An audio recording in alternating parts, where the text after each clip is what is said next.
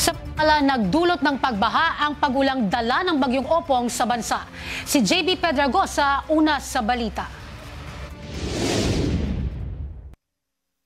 Ramdam na ng ilang mga lugar sa bansa ang hagupit ng bagyong Opong. Sa cellphone video na ito, kuha ni Baste Espenas Duran, makikita ang malakas na hangin at ulan sa Mobo Masbate, dala ng bagyong Opong, kasabayan ng paglandfall nito sa probinsya ngayong araw. Ayon pa sa uploader, ilang mga puno na rin ang natumba sa lugar.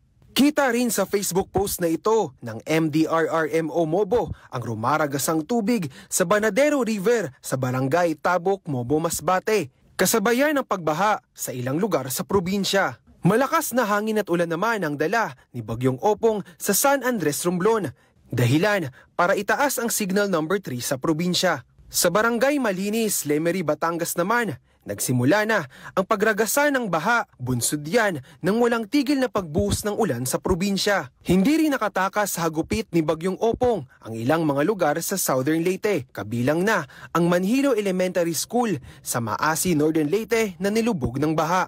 Nauuna sa mga balitang totoo at laging bago, JB Piedragosa, alauna sa balita, Congress TV.